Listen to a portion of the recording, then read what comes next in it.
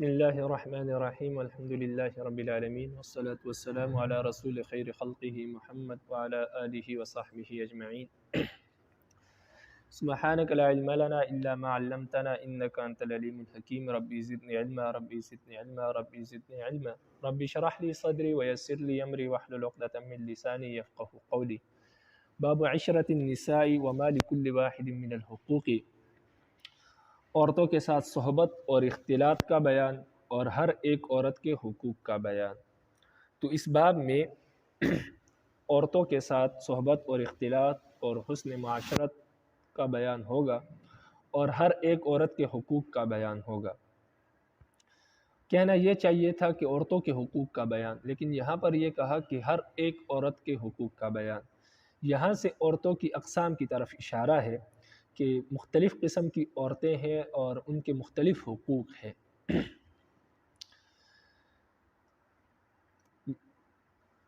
یعنی جن عورتوں سے نکاح کیا جاتا ہے وہ عورتیں کئی قسم کی ہوتی ہے۔ کوئی تو باکرہ ہوتی ہے یعنی کنواری ہوتی ہے، اور کوئی سیبہ ہوتی ہے یعنی بیوہ ہوتی ہے، اسی طرح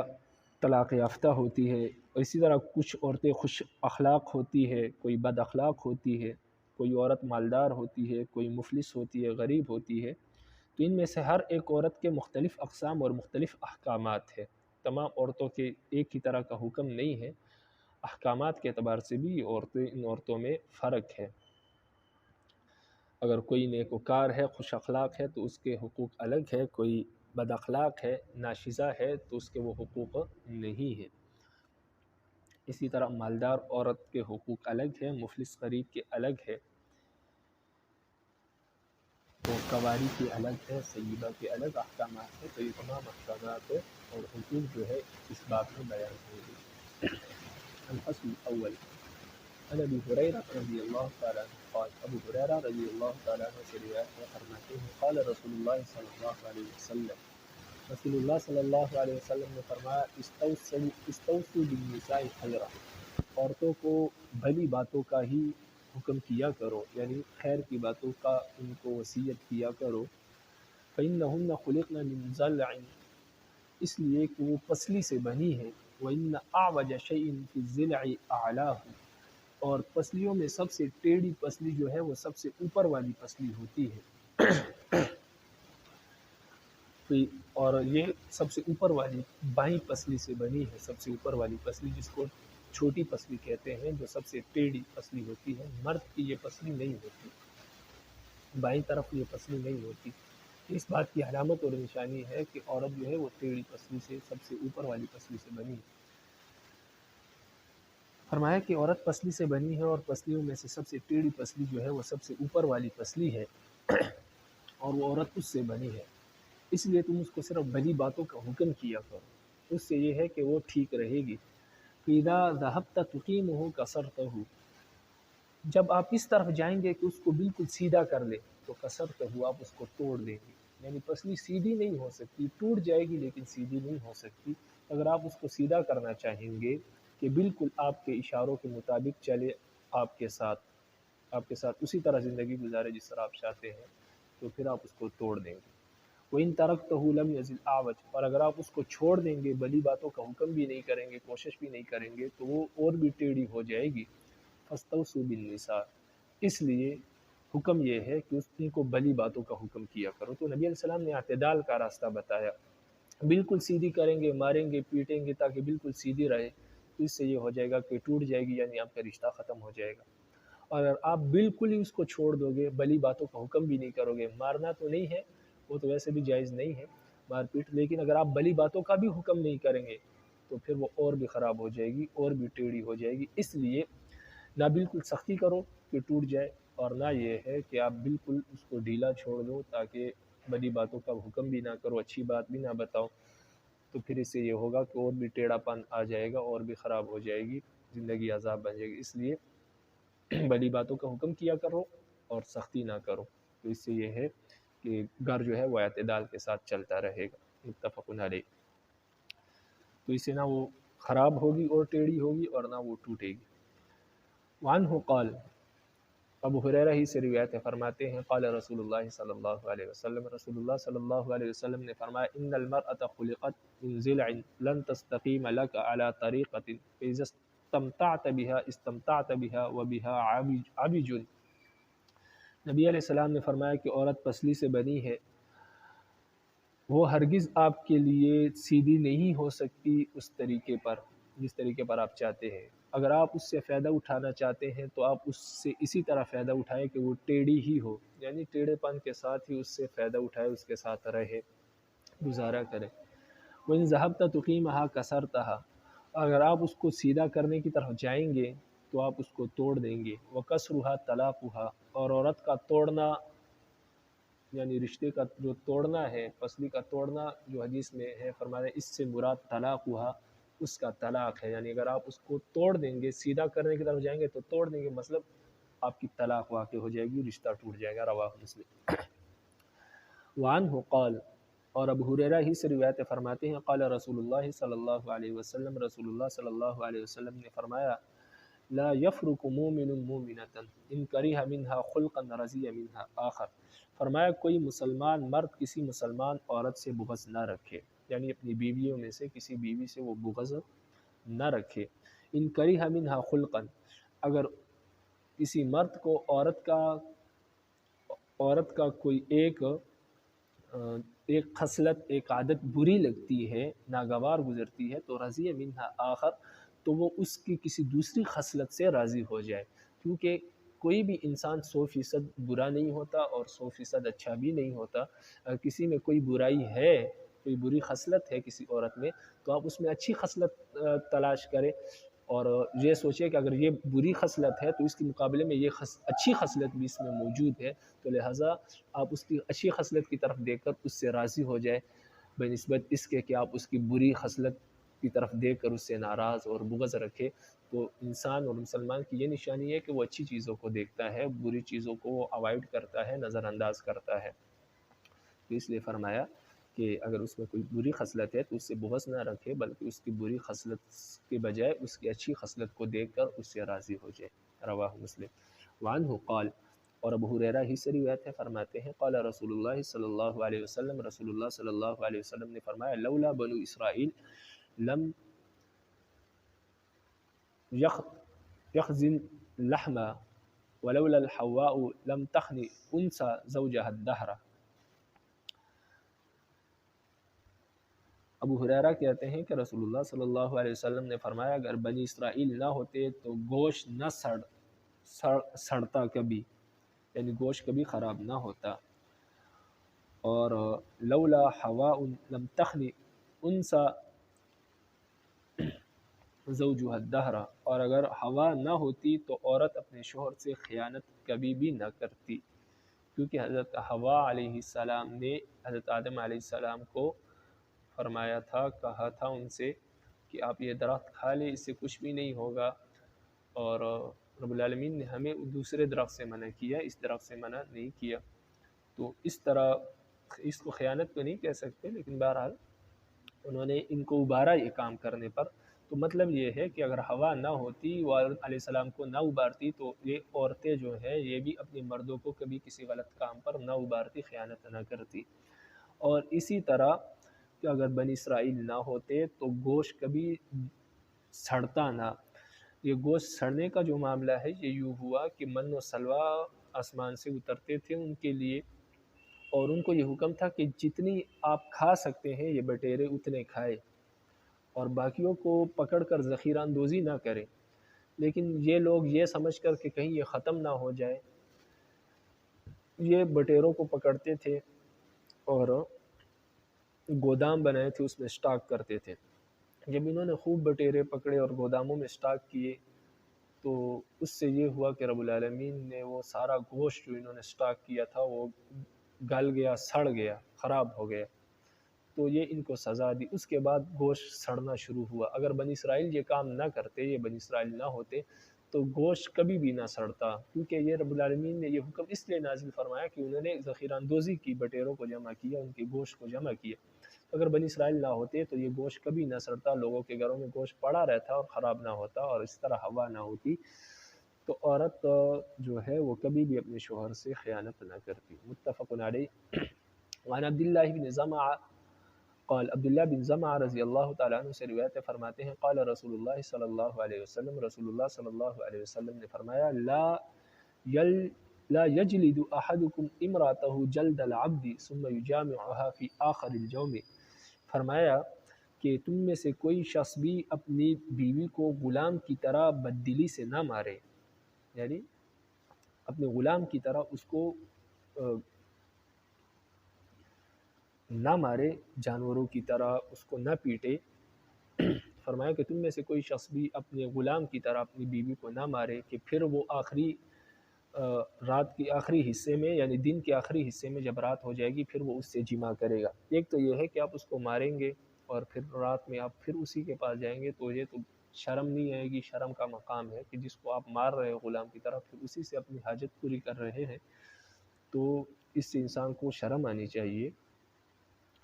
تو یہ نبی علیہ السلام نے ان کو عار دلائی کہ ایسا نہ کریں، کیونکہ آپ کو پھر بھی وہی جانا پڑے گا. اگر آپ ان کو ماریں گے غلام کی طرح تو پھر آپ اسی سے اپنی حاجت پوری کریں گے، تو یہ تو انسان کو اس بات پر شرم آنی چاہیے، عار آنی چاہیے، تو ایسا نہ کیا جائے. وفی روایت، اور ایک روایت میں ہے کہ یعمد احدکم فلیجلد امراته جلد العبد فلعله یزاجعها فی آخر یوم ثم وعظهم فی ضحکهم من الزرط فقال فلما یضحک احدکم مما یفعل. ایک روایت میں ہے کہ نبی علیہ السلام نے فرمایا کہ تم میں سے کوئی شخص ارادہ کرتا ہے کہ وہ اپنی بیوی کو غلام کی طرح مارے، حالانکہ یہ نہیں سوچتا کہ شاید وہ اسی دن کے آخری حصے میں اس سے ہم بستر ہو. پھر آپ نے ریح خارج ہونے پر ہنسنے والوں کو نصیحت کرتے ہوئے فرمایا، یعنی جو لوگ ہوا خارج ہونے پر، دوسروں کے ہوا خارج ہونے پر ہنستے ہیں، ان کو نصیحت کرتے ہوئے فرمایا کہ تم میں سے کوئی شخص اس چیز پر کیوں ہنستا ہے جس کو وہ خود بھی کرتا ہے. متفق علیہ.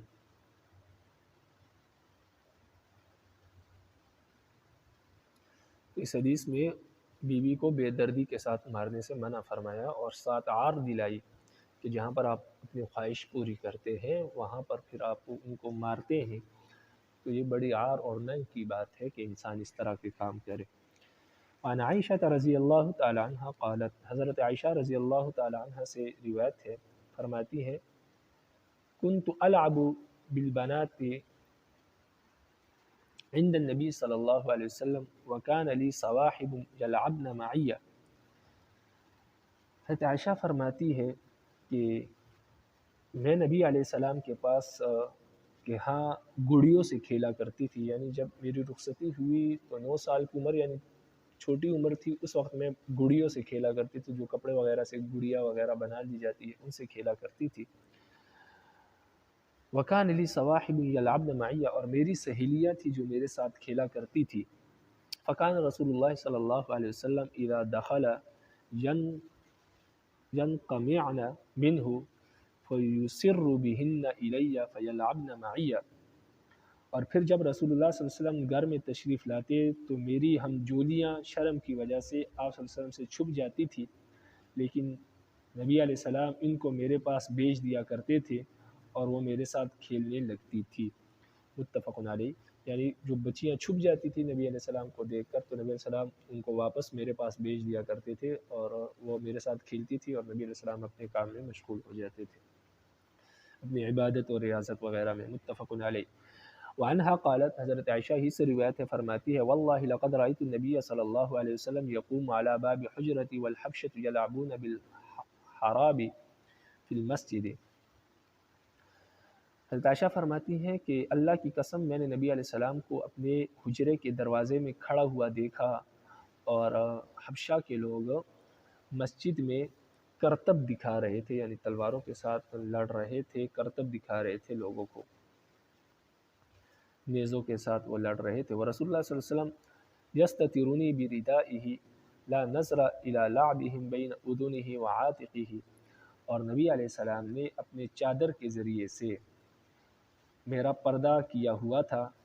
تاکہ میں آپ کے کان اور مونڈے کے درمیان سے ان حبشیوں کا کھیل کرتب دیکھتی رہوں اور کسی کی نظر مجھ پر نہ پڑے. یعنی میں نے نبی علیہ السلام کے کندھے پر اپنی تھوڑی رکھی ہوئی تھی اور نبی علیہ السلام نے چادر یوں پکڑی تھی تاکہ میرا جسم کسی کو نظر نہیں آ رہا تھا اور نبی علیہ السلام حجرے کے دروازے میں کھڑے تھے اور میری تھوڑی جو ہے وہ نبی علیہ السلام کے کندھے پر تھی، اس سے میں جو مسجد میں لوگ کرتب دکھا رہے تھے ان کو دیکھ رہی تھی، اور جو ہے مجھے کوئی دیکھ نہیں پا رہا تھا. اس لیے اس سے معلوم ہوتا ہے کہ عورت کے لیے پردہ ضروری ہے، چاہے اس کی طرف کوئی دیکھے نہ دیکھے تب بھی. اور مردوں کے لیے پردہ نہیں ہے، اور عورت جو ہے وہ مرد کو دیکھ سکتی ہے، لیکن شرط یہ ہے کہ شہوت کا غلبہ اور خواہش کا غلبہ نہ ہو. اگر خواہش یا شہوت کا غلبہ ہو کسی مرد کو دیکھنے کی صورت میں، تو ایسی صورت میں عورت کے لیے اس مرد کی طرف دیکھنا جائز نہیں ہے. تو یہاں پر ایسا کوئی خدشہ نہیں تھا، تو اس لیے حضرت عائشہ رضی اللہ عنہا صرف کرتب دیکھ رہی تھی، تو اس سے معلوم ہوا کہ عورت جو ہے وہ مرد کی طرف دیکھ سکتی ہے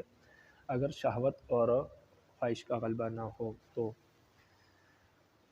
ثم يقوم من اجلی حتى اكون انا التي انصرف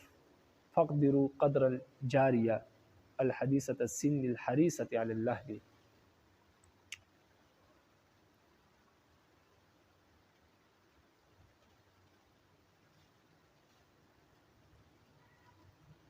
اور نبی علیہ السلام یہاں تک کھڑے رہے اور پردہ کیے رکھا میرا جب تک کہ میں خود وہاں سے ہٹ نہ گئی.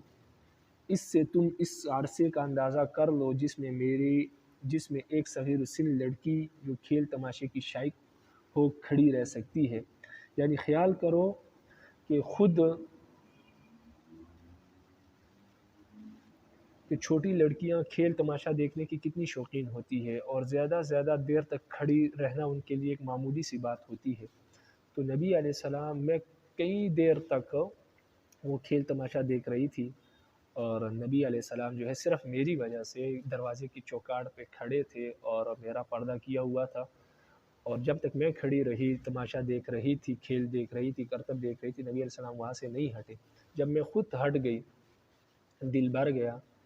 اور اس کے بعد میں خود ہٹی تو نبی علیہ السلام پھر وہاں سے ہٹے. تو اس سے معلوم ہوا کہ گھر والوں کا کتنا خیال رکھنا چاہیے، ان کی کوئی چھوٹی موٹی خواہشات ہو تو ان کو پورا کرنا چاہیے. تو اس سے حضرت عائشہ رضی اللہ عنہا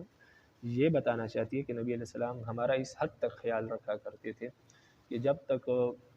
میں کھڑی رہی، اور کتنی دیر تک کھڑی رہ سکتی اس کا اندازہ آپ خود لگا لیں کہ چھوٹے بچے کھیل تماشا دیکھتے وقت کتنی دیر تک کھڑے رہ سکتے.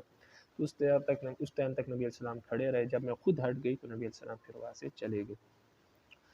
وعنہا قالت، حضرت عائشہ ہی سے روایت فرماتی ہے، قال علی رسول اللہ صلی اللہ علیہ وسلم انی لاعلم اذا كنت عنی راضیۃ واذا كنت علی غضبی. حضرت عائشہ فرماتی ہے کہ نبی علیہ السلام نے مجھ سے کہا کہ میں خوب جانتا ہوں جب آپ مجھ سے راضی ہوتی ہے اور جب آپ مجھ پر غصہ ہوتی ہے. فقلت من این تعرف ذلک، میں نے کہا کہ آپ کو کس طرح معلوم ہوتا ہے. فقال نبی علیہ السلام نے فرمایا اذا كنت عنی راضیۃ فانک تقولین لا ورب محمد. نبی علیہ السلام نے فرمایا کہ جب آپ مجھ سے راضی ہوتی ہے تو آپ اس طرح کہتی ہے کہ نہیں، یہ بات نہیں ہے، محمد کے رب کی قسم ہے. وَإِذَا كُنْتِ عَلَيَّ غَضَبِي، اور جب آپ مجھ سے ناراض ہوتی ہے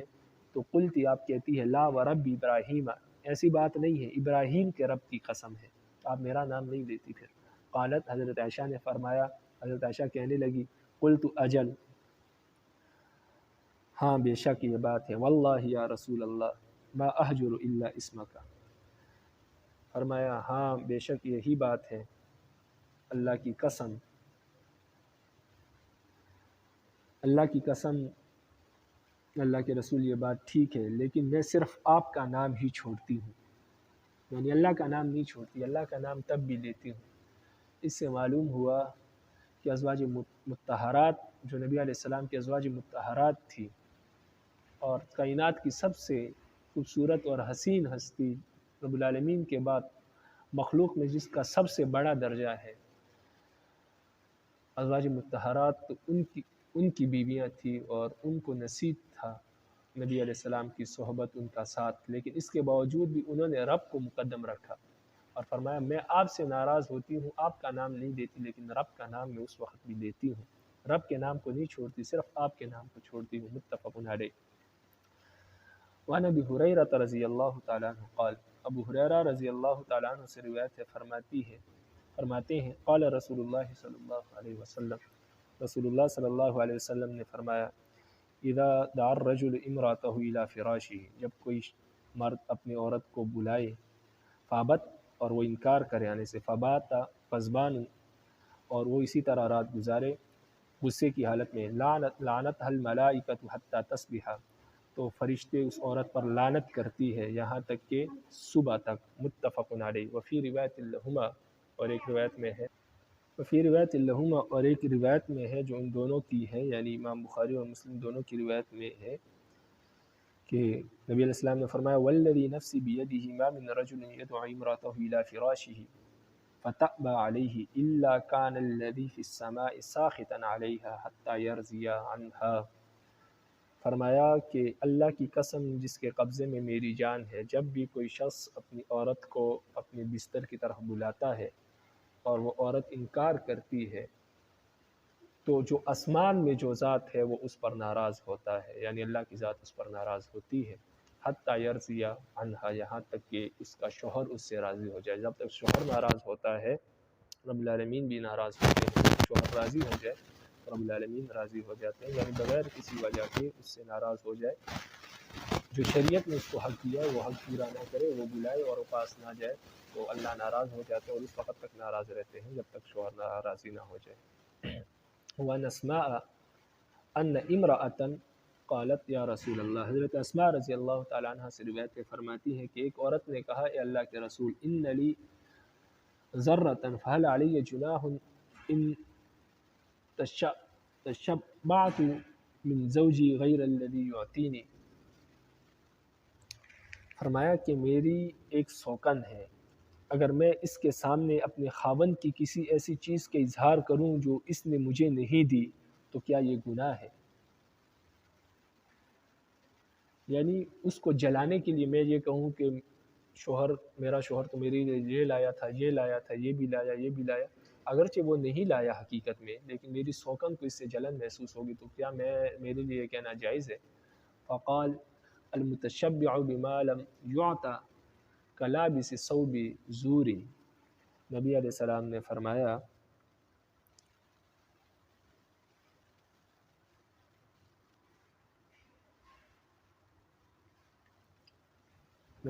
فرمایا ہاں بہت بری بات ہے، کیونکہ نہ دی ہوئی چیز کا اظہار کرنے والا دو جھوٹ موٹ کے کپڑے پہننے والے کی مانند ہے، یعنی جو چیز نہیں دی اس کا اظہار کرنے والے ایسا ہے جو ہے کہ اس نے دو جھوٹ کے کپڑے پہنے، ایک تو وہ جھوٹ بول رہا ہے کہ مجھے یہ چیز دی، اور دوسرا جھوٹ کا اظہار کر رہا ہے، تو گویا یہ بھی جھوٹ ہے اور بہت بری بات ہے، گناہ ہے، گناہ کبیرہ ہے، متفق علیہ۔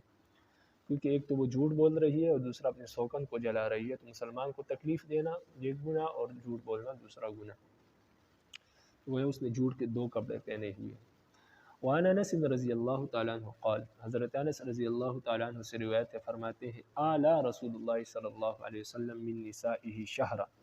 نبی علیہ السلام نے اپنی بیویوں سے ایک مہینے کے لیے ایلا کر لیا، یعنی قسم کھائی کہ میں ایک مہینے تک بیوی کے پاس نہیں جاؤں گا، ازواج مطہرات کے پاس نہیں جاؤں گا۔ وکانت انفقت رجلہ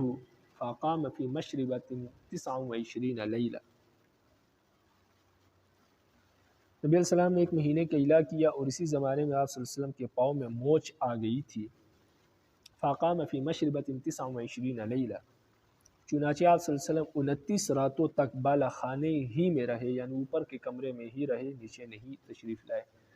ثم نزل، پھر نبی علیہ السلام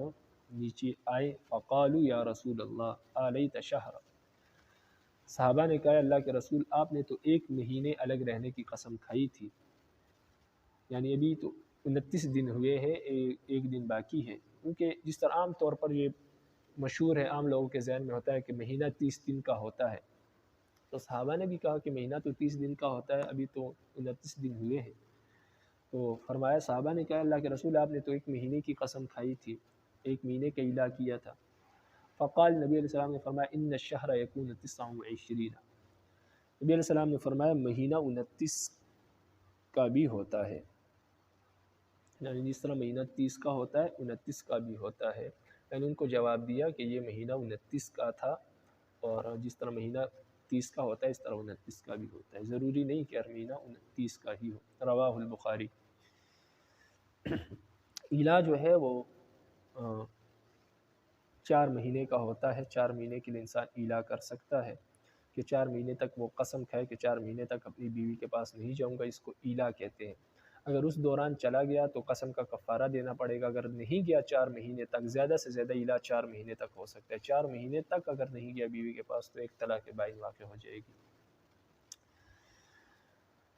ہاں، 4 مہینے سے کم کا جو ایلا ہے اس میں طلاق بائن واقع نہیں ہوگی، 4 مہینے کے اندر اگر چلا گیا تو پھر طلاق واقع نہیں ہوگی، اگر ایلا اس نے 4 مہینے کا کیا تھا اور پھر چلا گیا 4 مہینے کے اندر تو پھر قسم کا کفارہ دینا پڑے گا۔ وعن جابر رضی اللہ تعالیٰ عنہ قال، حضرت جابر رضی اللہ تعالیٰ عنہ سے روایت ہے، فرماتے ہیں دخل ابو بکر یستأذن علی رسول اللہ صلی اللہ علیہ وسلم فوجد الناس جلوسا ببابه۔ فرماتے ہیں کہ ابو بکر رضی اللہ تعالیٰ عنہ نبی علیہ السلام کے پاس تشریف لائے اور اجازت مانگ رہے تھے اندر آنے کی۔ فوجد الناس جلوسا ببابه، تو حضرت ابو بکر رضی اللہ تعالیٰ عنہ نے لوگوں کو نبی علیہ السلام کے دروازے پر بیٹھے ہوئے پایا کہ لوگ نبی علیہ السلام کے دروازے کے پاس بیٹھے ہوئے تھے۔ لم یوزن لأحد منہ، نبی علیہ السلام نے کسی کو بھی اجازت نہیں دی اندر آنے کی۔ ابو بکر صدیق رضی اللہ عنہ نے نبی علیہ السلام کے دروازے پر لوگوں کو بیٹھا ہوا پایا اور نبی علیہ السلام ان میں سے کسی کو بھی اجازت نہیں دے رہے تھے اندر آنے کی، یعنی صحابہ باہر بیٹھے تھے اجازت مانگ رہے تھے لیکن نبی علیہ السلام کسی کو اندر آنے کی اجازت نہیں دے رہے تھے۔ قال فأذن لأبی بکر، حضرت جابر کہتے ہیں کہ نبی علیہ السلام نے ابو بکر صدیق رضی اللہ تعالیٰ عنہ کو اندر آنے کی اجازت دی تھی۔ فدخل تو ابو بکر صدیق رضی اللہ عنہ داخل ہوئے۔ ثم اقبل عمر، پھر اس کے بعد عمر رضی اللہ تعالیٰ عنہ تشریف لائے۔ فأذن له، عمر رضی اللہ عنہ نے بھی اجازت مانگی اندر آنے کی، کمرے میں داخل ہونے کی۔ فأذن له، نبی علیہ السلام نے ان کو بھی اجازت دے دی۔ فوجد النبی صلی اللہ علیہ وسلم جالسا حوله نساءه واجما ساکتا، جب حضرت عمر رضی اللہ تعالیٰ عنہ اندر داخل ہوئے تو آپ صلی اللہ علیہ وسلم کو اس حالت میں پایا کہ آپ کے ارد گرد آپ کی بیویاں بیٹھی ہوئی تھی اور آپ اس وقت غمگین اور خاموش بیٹھے ہوئے تھے۔ قال، حضرت جابر کہتے ہیں کہ فقال لأقولن شيئا أزحك النبي صلی اللہ علیہ وسلم، تو حضرت عمر نے اپنے دل میں کہا کہ میں ایسی بات کروں گا کہ نبی علیہ السلام اس سے، کہ میں نبی علیہ السلام کو ہنسا دوں گا، یعنی میں ایسی بات کروں گا جس سے نبی علیہ السلام ہنس پڑیں گے اور غم ان کا ختم ہو جائے گا۔ فقال یا رسول اللہ، تو کہا کہ میں ایسی بات کروں گا کہ نبی علیہ السلام کو ہنساؤں گا۔ فقال، اس کے بعد کہا یا رسول اللہ، اے اللہ کے رسول، لو رأیت بنتی خارجہ سألتنی النفقہ فقمت الیہا فوجدت عنقها، فرمایا اللہ کے رسول مجھے یہ بات بتائیں، اگر بنت خارجہ مجھ سے خرچہ مانگے، یعنی خارجہ کی بیٹی یعنی میری بیوی، حضرت عمر رضی اللہ عنہ کی بیوی ہے جو خارجہ کی بیٹی تھی، تو اپنی بیوی کے بارے میں کہا کہ اگر خارجہ کی بیٹی یعنی میری بیوی مجھ سے روٹی پانی کا خرچہ معمول سے زیادہ مانگے، سالت النفقہ مجھ سے خرچہ مانگے، مطلب یہ ہے کہ معمول سے زیادہ خرچہ مانگے، جتنا اس کا حق بنتا ہے اس سے زیادہ خرچہ مانگے۔ فقمت الیہا فوجدت عنقها، تو میں تو کیا میں اٹھ کر اس کے گردن پر مار سکتا ہوں، کہ اگر وہ مجھ سے زیادہ خرچہ مانگے تو میں اٹھ کر اس کے گردن پر مار سکتا ہوں کہ اس کو ماروں، یعنی مطلب یہ تھا اگر مجھ سے معمول سے زیادہ خرچہ مانگے تو کیا میرے لیے اسے مارنا جائز ہے۔ یہ ویسے نبی علیہ السلام کی دل جوئی کے لیے انہوں نے یہ بات کی، حقیقت میں ایسا نہیں تھا کہ وہ اپنی بیوی کو مارتے تھے۔ فرمایا ان کو معلوم ہو گیا تھا کہ ازواج مطہرات کی وجہ سے یہ پریشان ہے، تو انہوں نے کہا کہ اگر وہ مجھ سے زیادہ خرچہ مانگے تو کیا میں ان کو مار سکتا ہوں کہ اٹھ کر ان کے گردن پر ماروں۔ تو نبی علیہ السلام نے جب یہ بات سنی فضحک رسول اللہ صلی اللہ علیہ وسلم، تو نبی علیہ السلام ہنس پڑے۔ وقال، اور فرمایا ہن حولی کما ترا یسألنی النفقہ، تو فرمایا کہ یہ جو میری ارد گرد بیٹھی ہے یہ مجھ سے معمول سے زیادہ خرچہ مانگ رہی ہے. یعنی نبی علیہ السلام نے فرمایا یہ جو میرے ارد گرد ازواج مطہرات بیٹھی ہے یہ مجھ سے معمول سے زیادہ خرچہ مانگ رہی ہے. تو حضرت عمر نے وہی بات کی، ان کو معلوم تھا کہ اس وجہ سے نبی علیہ السلام پریشان ہے. تو جب نبی علیہ السلام نے یہ بات کی تو عمر رضی اللہ عنہ نے یہ بات کی تو نبی علیہ السلام مسکرا اٹھے اور کہا کہ یہ مجھ سے معمول سے زیادہ خرچہ مانگ رہی ہے تو کیا میں ان کو ماروں. بہرحال جو نبی علیہ السلام ہنس پڑے اور یہ بات کہی کہ یہ جو میرے ارد گرد بیٹھی ہے یعنی ازواج مطہرات یہ بھی مجھ سے معمول سے زیادہ خرچہ مانگ رہی ہے. فقام ابو بکر الی عائشہ یجع عنقها، تو ابو بکر صدیق رضی اللہ عنہ کھڑے ہو گئے اور حضرت عائشہ کی گردن پر مارنے لگے کیونکہ حضرت عائشہ ان کی بیٹی تھی. وقام عمر الی حفصہ یجمع عنقها، اور حضرت عمر رضی اللہ عنہ حفصہ کی طرف گئے، حضرت حفصہ رضی اللہ تعالیٰ عنہ کی طرف، اور ان کے گردن پر مارنے لگے. اور کلاہما یقول تسألین رسول اللہ صلی اللہ علیہ وسلم ما لیس عندہ، اور دونوں حضرات یہ کہہ رہے تھے کہ کیا آپ نبی علیہ السلام سے وہ مانگ رہی ہیں جو نبی علیہ السلام کے پاس نہیں ہے، یعنی معمول سے زیادہ خرچہ ان کے پاس نہیں ہے، آپ ان سے وہ مانگ رہی ہیں. کیونکہ حفصہ رضی اللہ تعالیٰ عنہ یہ عمر رضی اللہ تعالیٰ عنہ کی بیٹی تھی. فقلنا، تو ازواج مطہرات کہنے لگی واللہ لا نسأل رسول اللہ صلی اللہ علیہ وسلم شیئا ابدا لیس عندہ، فرمایا کہ اللہ کی قسم آج کے بعد ہم نبی علیہ السلام سے کوئی بھی ایسی چیز نہیں مانگیں گے جو نبی علیہ السلام کے پاس نہ ہو. ثم اعتزلنا شہرا او 29، پھر نبی علیہ السلام اپنے ازواج مطہرات سے 1 مہینہ یا 29 دن تک دور رہے، یعنی ان کے پاس نہیں آئے، اوپر کمرے میں ہی رہے، جو اوپر والی حدیث میں گزر چکا. یہ ازواج مطہرات نے نبی علیہ السلام سے خرچہ مانگا تھا، پھر اس پر وہ آیات بھی نازل ہوئی. 21ویں پارے کی آخر کی آیات تھی کہ نبی علیہ السلام رب العالمین نے فرمایا کہ اگر آپ چاہیں تو میں آپ کو زمین آسمان آپ کے لیے سونے کے وہ پہاڑ سونے کے بنا دوں مکہ کے، اور اگر آپ یہ چاہے کہ ان بیویوں کو آپ طلاق دے دیں میں آپ کے لیے اور بیویاں مقرر کر لیتا ہوں، رب العالمین نے فرمایا. تو نبی علیہ السلام اس پر ناراض تھے. تو جب یہ واقعہ سارا ہوا تو ازواج مطہرات نے کہا کہ آج کے بعد ہم آپ سے وہ چیز کبھی نہیں مانگیں گے جو آپ کے پاس نہیں ہے. اور پھر نبی علیہ السلام 1 مہینہ یعنی 30 دن یا 29 دن تک اپنی بیویوں سے دور رہے، الگ تھلگ رہے. ثم نزلت هذه الآية، پھر یہ آیت نازل ہوئی، یا ایھا النبی قل لازواجک حتی بلغ للمحسنات منکن اجرا عظیما. پھر اس کے بعد یہ آیت نازل ہوئی، یا ایھا النبی قل لازواجک، اے نبی اپنی ازواج مطہرات سے کہہ دے، ان کنتن تردن الحیات الدنیا وزینتها فتعالین امتعکن واسرحکن سراحا جمیلا. یہ آیت نازل ہوئی. فرمایا کہ آپ اپنی بیویوں سے کہہ دیں اگر آپ دنیا کی زندگی چاہتی ہے اور دنیا کی زینت چاہتی ہے، فتعالین امتعکن واسرحکن سراحا جمیلا، تو آپ کے لیے یہی ہے اور میں آپ کو چھوڑ دیتا ہوں، اور آپ جو چاہے پھر آپ دنیا میں آپ لیتی پھرے. وَإِن كُنتُنَّ تُرِدْنَ اللَّهَ وَرَسُولَهُ وَالدَّارَ الْآخِرَةَ، اور اگر آپ کو اللہ اور اللہ کے رسول چاہیے، اللہ اور اللہ کے رسول کی رضا چاہیے اور آخرت کی کامیابی چاہیے اور آخرت کا گھر چاہیے، جنت چاہیے، فَإِنَّ اللَّهَ أَعَدَّ لِلْمُحْسَنَاتِ مِنكُنَّ أَجْرًا عَظِيمًا، تو اللہ تعالیٰ نے نیکوکار عورتوں کے لیے، تم میں سے جو نیکوکار عورتیں ہیں ان کے لیے اجر عظیم تیار کر رکھا ہے. اگر آپ کو اجر عظیم چاہیے تو پھر آپ وہ لیں. بہرحال قال فبدأ بعائشہ، جب نبی علیہ السلام اوپر کمرے سے نیچے اترے اور 1 مہینہ الگ تھلگ رہے اور واپس اپنی بیویوں کے پاس آئے تو سب سے پہلے فبدأ بعائشہ، نبی علیہ السلام حضرت عائشہ رضی اللہ تعالیٰ عنہ کے پاس گئے.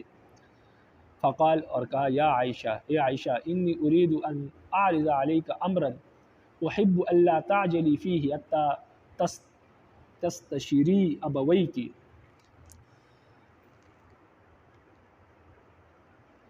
آپ صلی اللہ علیہ وسلم ازواج مطہرات میں سے سب سے پہلے حضرت عائشہ کے پاس گئے اور کہا،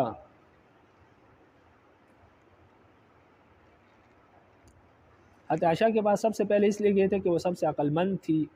اور سب سے ہوشیار تھی. تو آپ سب سے پہلے ان کے پاس گئے اور آپ نے کہا کہ اے عائشہ، میں تمہارے سامنے ایک بات پیش کرنا چاہتا ہوں، لیکن ساتھ ہی میں یہ بھی چاہتا ہوں کہ تم اس کا جواب دینے میں جلدی نہ کرو بلکہ اس کے بارے میں اپنے والدین سے مشورہ کر لو. یعنی میں ایک بات آپ کے سامنے پیش کرتا ہوں لیکن مجھے یہ پسند ہے کہ آپ اس کا جواب جلدی میں نہ دیں مجھے جب تک آپ اپنے والدین سے مشورہ نہ کریں. قالت وما ہوا یا رسول اللہ،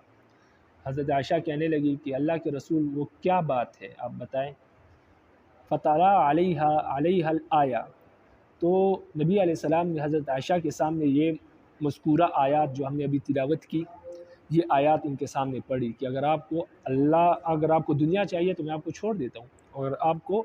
آخرت چاہیے، اللہ اور اللہ کے رسول کی رضا چاہیے، تو پھر آپ نبی علیہ السلام کے ساتھ ہی زندگی گزارو، جیسے بھی مشقت کے ساتھ گزر رہی ہے لیکن گزارو، آپ کو اللہ اور رسول کی رضا ملے گی اور آخرت یعنی جنت ملے گی۔ یہ آیت تلاوت کی اور فرمایا کہ آپ کیا چاہتی ہیں؟ قالت افیک یا رسول اللہ استشیر ابویہ بل اختار اللہ و رسولہ والدار الآخرہ۔ حضرت عائشہ نے جب یہ آیت سنی تو فرمایا اے اللہ کے رسول، کیا میں آپ کے بارے میں اپنے والدین سے مشورہ کروں گی؟ نہیں، مشورے کی کوئی ضرورت نہیں، بل اختار اللہ و رسولہ والدار، بلکہ میں اللہ اور اللہ کے رسول اور آخرت کے گھر کو اختیار کرتی ہوں، مجھے دنیا نہیں چاہیے۔ وَأَسْأَلُكَ إِلَّا تُخْبِرَ إِمْرَةً مِّن نِّسَائِكَ بِالَّذِي قُلْتُ،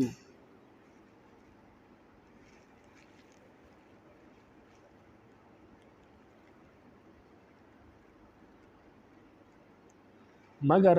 ساتھ یہ بات کہی کہ میں آپ صلی اللہ علیہ وسلم سے یہ درخواست کرتی ہوں کہ اس وقت میں نے آپ سے جو کچھ عرض کیا ہے اس کا ذکر اپنی کسی اور بیوی سے نہ کرے، یعنی میں نے جو آپ کے اس بات کے بعد جو اپنا مشورہ دیا ہے، اپنے اختیار دیا کہ میں آپ کو اختیار کرتی ہوں، اللہ کو اختیار کرتی ہوں اور آخرت کے گھر کو اختیار کرتی ہوں، فرمایا کہ یہ بات آپ اپنی بیویوں میں سے کسی کے سامنے اس کا ذکر نہ کرے۔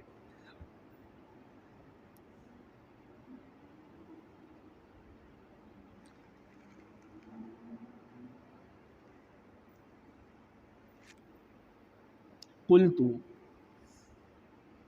قال لا تسألنی امرأة منہن الا اخبرت ان اللہ لم یبعثنی معنتا ولا متعنتا ولكن بعثنی معلما میسرا۔ حضرت عائشہ نے جب یہ کہا کہ آپ اپنی بیویوں میں سے کسی کے سامنے میری اس بات کا ذکر نہ کرے جو میں نے آپ سے کیا، تو نبی علیہ السلام نے فرمایا کہ یہ ممکن نہیں، کیونکہ اگر کوئی بیوی مجھ سے یہ پوچھے گی تو میں اس کے سامنے ضرور ذکر کروں گا، یعنی کوئی بیوی اگر مجھ سے پوچھے گی کہ حضرت عائشہ نے کیا جواب دیا تو میں ضرور اس کا ذکر کروں گا۔ اللہ تعالیٰ نے مجھے اس لیے نہیں بھیجا کہ میں کسی کو رنج پہنچاؤں یا کسی کو خواہ مخواہ تکلیف میں مبتلا کروں، بلکہ اللہ تعالیٰ نے مجھے اس لیے بھیجا ہے کہ میں اللہ کی مخلوق کو دین کے احکامات سکھاؤں اور آسانی پیدا کروں، یعنی دینی اور دنیاوی راحت سے ہمکنار کروں ان کو۔ یعنی اگر کوئی مجھ سے پوچھے گی ازواج مطہرات میں سے کہ انہوں نے کیا جواب دیا، تو آپ کا جواب سن کر ان کے لیے اپنا جواب دینا آسان ہوگا، تو اس لیے اگر کوئی مجھ سے پوچھے گی ازواج مطہرات، میں ان کو ضرور بتاؤں گا کہ آپ نے یہ جواب دیا، کیونکہ میں اس لیے نہیں آیا کہ لوگوں کو امتحان میں ڈالوں، مشقت میں مبتلا کروں کہ وہ سوچیں کہ حضرت عائشہ نے کیا جواب دیا تو پھر اپنا جواب دینا ان کے لیے مشکل ہوگا، بلکہ اگر وہ مجھ سے پوچھے گی تو میں ضرور آپ کا جواب بتا دوں گا تاکہ ان کو اپنے جواب دینے میں آسانی ہو، کیونکہ رب العالمین نے مجھے آسانی پیدا کرنے والا بنا کر بھیجا ہے اور مسلمانوں کو، اللہ کی مخلوق کو دینی اور دنیاوی راحتوں سے ہمکنار کرنے کے لیے بھیجا ہے۔ رواہ مسلم، اس حدیث کو امام مسلم نے روایت کی ہے۔ وعن عائشہ رضی اللہ تعالیٰ عنہ قالت، حضرت عائشہ رضی اللہ تعالیٰ عنہ سے روایت ہے، فرماتی ہے کنت اغار علی اللہ وہبن انفسہن لرسول اللہ صلی اللہ علیہ وسلم فقلت اتحب المرأة نفسها۔ حضرت عائشہ فرماتی ہے کہ میں ان عورتوں کو اچھی نظر سے نہیں دیکھتی تھی جو اپنے نفس کو رسول اللہ صلی اللہ علیہ وسلم کے لیے ہبہ کر دیتی تھی، چنانچہ میں کہا کرتی تھی کہ کوئی عورت اپنا نفس ہبہ کر سکتی ہے، یعنی بعض عورتیں نبی علیہ السلام کی خدمت میں حاضر ہوتی تھی اور فرماتی تھی کہ ہم نے اپنی جان آپ کے لیے ہبہ کر دی، آپ کے حوالے کر دی، اب آپ جو چاہے ہمارے ساتھ کرے، آپ خود ہمارے ساتھ شادی کرنا چاہتے ہیں یا آپ جہاں چاہتے ہیں ہم شادی کر لیں گے، تو نبی علیہ السلام پھر ان عورتوں کا نکاح کروا دیتے تھے کسی صحابی کے ساتھ۔ بہت سے ایسے واقعات آئے ہیں، تو حضرت عائشہ کو یہ بات بہت ناگوار گزرتی تھی کہ کوئی عورت اپنے آپ کو کیسے ہبہ کر سکتی ہے کسی کے سامنے، کسی مرد کے سامنے، بے شک وہ نبی ہو، کیونکہ ان میں حیا اتنی تھی کہ وہ اپنی حیا کی وجہ سے یہ سمجھتی تھی کہ کوئی عورت نبی کو اپنی جان کیسے ہبا کر سکتی ہے کہ وہ اس کے بارے میں جو فیصلہ کرے بس وہ ان کو منظور ہو. تو وہ اس کو ناپسند کرتی تھی اور ان عورتوں کو بھی اچھی نظر سے نہیں دیکھتی تھی. تو خود کہتی ہے کہ میں ان عورتوں کو اچھی نظر سے نہیں دیکھتی تھی جو رسول اللہ صلی اللہ علیہ وسلم کے سامنے اپنی آپ کو ہبا کر دیتی تھی، اور میں کہتی تھی کہ کیا عورت اپنے آپ کو ہبا کر سکتی ہے. مجھے ہمیشہ اس معاملے میں تذبذب رہا. فلما نزل اللہ تعالی، پھر جب یہ آیت نازل ہوئی، ترجی من تشاء منہن وتؤوی الیک من تشاء ومن ابتغیت ممن عزلت فلا جناح علیک، جب یہ آیت نازل ہوئی کہ اے محمد ان عورتوں میں سے جس کو آپ چاہے علیحدہ کر دے اور جس کو چاہے اپنے پاس جگہ دے، اور جن عورتوں کو آپ نے علیحدہ کر دیا ہے اگر ان میں سے کسی کو آپ بلائیں تو کوئی گناہ نہیں. جب یہ آیت نازل ہوئی قلت ما ارى ربک الا یسارع فی ہواک، جب آیت نازل ہوئی تو میں نے رسول اللہ صلی اللہ علیہ وسلم سے کہا کہ میں دیکھتی ہوں کہ آپ صلی اللہ علیہ وسلم کا رب آپ کی مرضی اور خواہش کو جلد پورا کر دیتا ہے، یعنی جو آپ چاہتے ہیں رب العالمین اسی کے مطابق احکامات نازل فرما دیتے ہیں. تو اس کا مطلب یہ ہے کہ آپ صلی اللہ علیہ وسلم اپنے ازواج مطہرات میں سے جس عورت کو چاہے اپنے پاس رکھ سکتے ہیں اور جس کو چاہے آپ طلاق دے کر آپ اس سے سب کو دوش ہو سکتے ہیں. تو حضرت عائشہ نے جب یہ سنا کہ نبی علیہ السلام کو ہر چیز کے اختیار ہے، رب العالمین نے دیا ہے، اگر وہ چاہے اپنے ازواج مطہرات کو اپنے پاس رکھے، اگر وہ چاہے ان میں سے کسی کو طلاق دینا چاہے تو طلاق دے سکتے ہیں. اگر کوئی عورت اپنے آپ کو ہبہ کر لیتی ہے نبی علیہ السلام کے لیے، نبی علیہ السلام اس سے شادی کر لیتے ہیں تو اس میں کوئی مذائقہ نہیں، بلکہ نبی علیہ السلام کو یہ بھی اختیار ہے کہ جو نکاح میں ہے ان کو بھی اگر الگ کر دے تو اس میں کوئی مذائقہ نہیں ہے نبی علیہ السلام پر. تو وہ بعض حضرات فرماتے کہ حضرت میمونہ تھی، بعض نے کہا کہ زینب بنت خزیمہ تھی، دیگر محدثین نے اور نام بھی دیے کہ انہوں نے اپنے آپ کو نبی علیہ السلام کے لیے ہبہ کیا تھا. لیکن بہرحال حدیث سے معلوم ہوتا ہے کہ بہت سی عورتیں تھیں. تو نبی رب العالمین نے فرمایا کہ کوئی مذائقہ نہیں. حضرت عائشہ کا جواب آ گیا کہ نبی علیہ السلام کر سکتے ہیں، کوئی عورت اس کو اپنے لیے ہبہ کر سکتی ہے، اپنے آپ کو ان کے لیے ہبہ کر سکتی ہے، اس میں کوئی مذائقہ نہیں، اور اگر چاہے تو کسی کو طلاق بھی دے سکتے ہیں. تو حضرت عائشہ سمجھ گئے کہ نبی علیہ السلام کو نبی رب العالمین نے اختیار دیا، کوئی چیز کسی چیز کا پابند نہیں کیا بلکہ آسانی پیدا کی، اپنے مرضی کے مطابق وہ عمل کرے. حدیث جابر اتقوا فی النساء ذکر فی قصۃ حجۃ الوداع، فرماتے کہ حضرت جابر کی حدیث جو اس فصل اول میں موجود تھی مصابیح میں، لیکن اس کتاب میں ہم نے اس کو جو ہے حجۃ الوداع کے قصے میں ذکر کیا ہے، یہاں پر اس کو ذکر نہیں کیا.